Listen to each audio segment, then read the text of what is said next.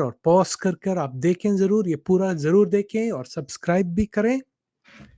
राज्य के सुसमाचार और कृपा के सुसमाचार में क्या फ़र्क है? और क्या प्रेरित पौलुस ने अपनी सेवकाई में राज्य का सुसमाचार का प्रचार किया था या नहीं? हम देखते हैं, राज्य के सुसमाचार, आप ये पिक्चर लेक देख सकते हैं, आप ये नोट कर सकते हैं, ये पॉज़ कर।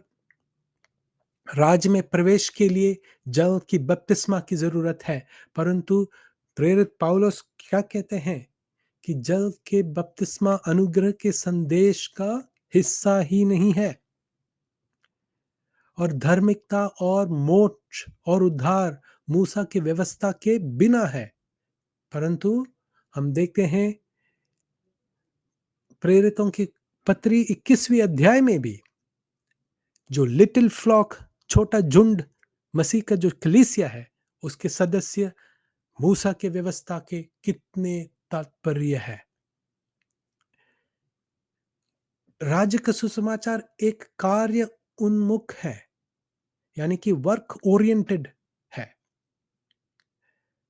और यहूदियों और अन्य जातियों के बीच में अलगाव का एक मध्य दीवार खड़ा हुआ है। देखिए, प्रेरित पतरस कुरनेलियुस के घर क्यों जाना मना कर किया? हम जानते हैं कुरनेलियुस एक प्रोसेलाइट था। वो दे ये यरूश वो परमेश्वर, इज़राइल का परमेश्वर से प्रार्थना करता था, और दान और धर्म के कामों में और देवालय के निर्माण के कामों में वो भेंट भी चढ़ाता था। परंतु क्यों नहीं प्रेरित पतरस उसके घर क्यों नहीं जाना चाहता था? क्योंकि उन्होंने बपतिस्मा नहीं लिया था। समझ रहे हैं? वो अलगाव का दीवार। और वो ही नहीं, राज्य के सुसमाचार में केवल वे ही उद्धार पाएंगे जो अंत तक सहते रहते हैं, विश्वस्त रहते हैं। और वो भी नहीं, पितरों और अपने बाप दादाओं से जो वादाएं परमेश्वर ने किए हैं, उसकी पूर्तिकरण से जुड़ा है राज्य का सुसमाचार। देखा, अब्राहम, इसहाक, याकूब, दानियेल, दाऊद, सबसे जो परमेश्वर ने जो वादा किया था, उसका पूर्तिकरण राज्य के सुसमाचार से होता है। और राज्य के सुसमाचार के प्रचार में देखिएगा, बपतिस्मा, मन फिराना, बपतिस्मा और पवित्र आत्मा को स्वीकार करना, अंत तक विश्वस्त रहना, ये सब जरूरी है। और उसी के साथ साथ ही भविष्य में दृश्यमान एक संसारिक दावीदिक राज्य, जिसमें यीशु मसीह यरूशलेम से अपने सिंहासन पर बैठे रहेंगे, वो वैसा एक फिजिकल किंगडम है। परंतु अनुग्रह के सुसमाचार में क्या है? भरोसा करते उसी क्षण हमें पवित्र आत्मा की छाप मिलती है, और रैप्चर के दिन तक वो पवित्र आत्मा का छाप हर विश्वासी पर रहता है। और हमारा नागरिकता इस संसार में नहीं, और एक संसारिक और एक संसारिक राज्य नहीं है हमारा। प्रेरित पौलुस भी किंगडम ऑफ गॉड के बारे प्रचार करते हैं, परंतु वो किंगडम ऑफ गॉड कहाँ का है? स्वर्गीय स्थानों में है वो। Praise the Lord. आप समझ रहे हैं ये फर्क? मसीह के शरीर का स्वर्गारोहण किया जाता है, और वह स्वर्गीय स्थानों में मसीह के साथ सदैव हमेशा के लिए वहां निवास करते हैं, और हम स्वर्गदूतों को न्याय भी करेंगे। तो ये है इसका डिफरेंस। हमारा एक एटर्नल सिक्योरिटी है, परंतु राज्य के सुसमाचार में एटर्नल सिक्योरिटी नहीं है। वो एंड तक उसे विश्वस्त रहना है। देखिएगा, आरंभ से ही राज्य का सुसमाचार और अनुग्रह के सुसमाचार अलग अलग दिशा में जा रहे थे, परंतु आज हम इन दोनों को मिक्स करना चाहते हैं। कितनी गलत बात है। देखिए, प्रेरितों के काम 21वीं अध्याय में भी उन्होंने यह सुनकर परमेश्वर की महिमा की। फिर उसने कहा, कौन? याकूब, जेम्स, प्रेरित पौलुस से कह रहे हैं, हे भाई, तू देखता है कि यहूदियों में से कई हजार ने विश्वास किया है और सब व्यवस्था के लिए धुन लगाए हैं। पत्रस, दूसरे पत्रस में भी देखिएगा, सेकंड पीटर तीसरी अध्याय, वहां आप पढ़ना, लोग पूछ रहे हैं पत्रस से, हे पत्रस, तूने तो कहा कि राज्य शीघ्र आने वाला है, हमारे माता पिता तो मृत्यु पा रहे हैं, क्या हो गया? हमने तो हमारे जमीन जायदाद सब बेच के पैसे आपके पांवों पे चरणों में लेके आए थे, अब क्यों देरी हो रही है? तो अब पतरस कहते हैं, क्योंकि अभी सेकंड पीटर के टाइम तक प्रेरित पौलुस का अनेक लेख पूर्तिकरण हो चुका था। और देखिए उसकी 8वीं आयत देखें, हे प्रिय, यह एक बात तुमसे छिपी ना रहे कि प्रभु के यहाँ एक दिन 1000 वर्ष के बराबर है और 1000 वर्ष एक दिन के बराबर है।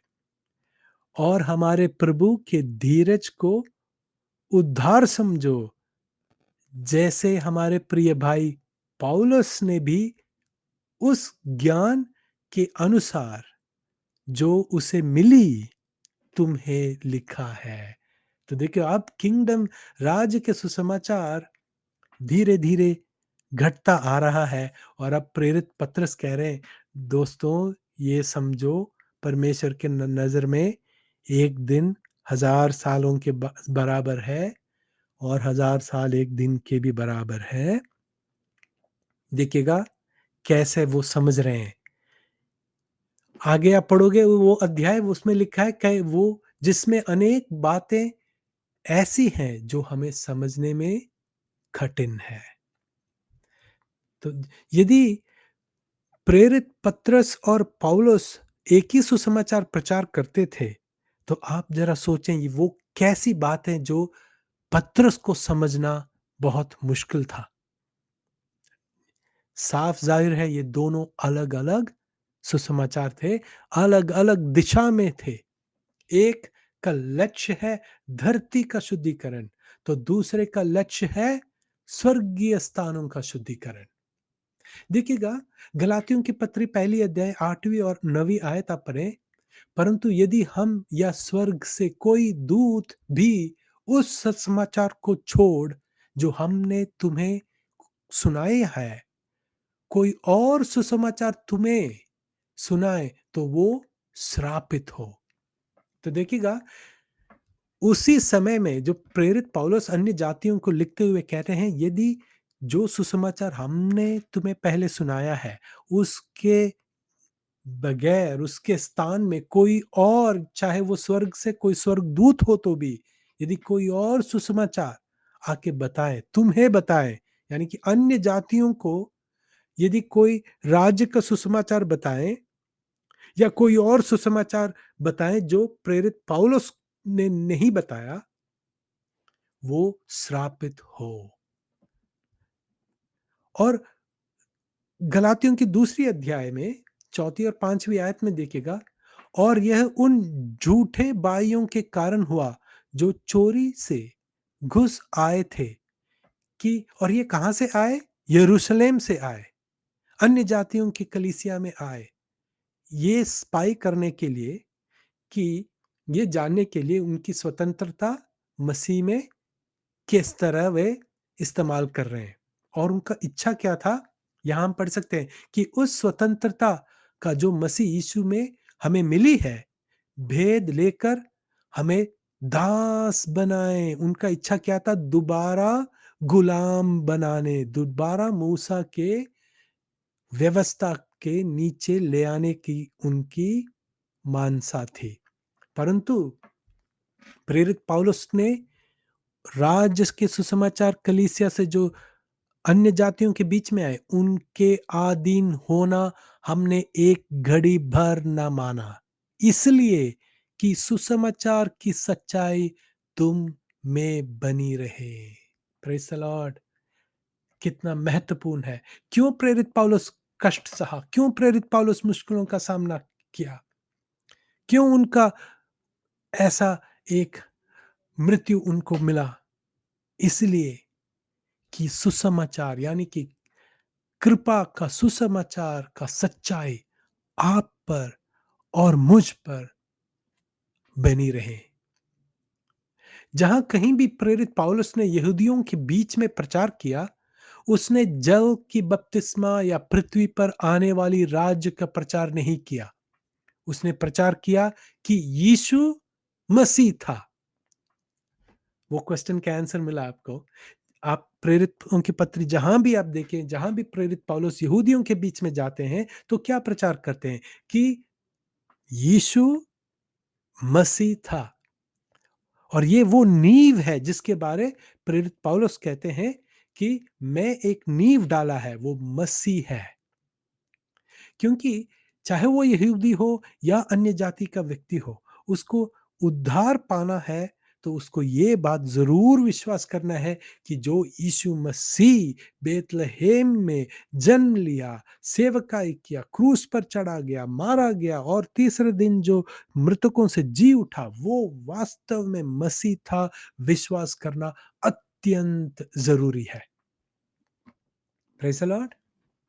यदि कोई आपको ऐसा सुसमाचार बताए जिसमें जो कहते हैं कि मसीह तो एक एक नबी था यानी कि एक प्रॉफिट था, मसीह खुदा नहीं था, परमेश्वर नहीं था परंतु एक प्रॉफिट था, तो वो वो दुरुपदेश है।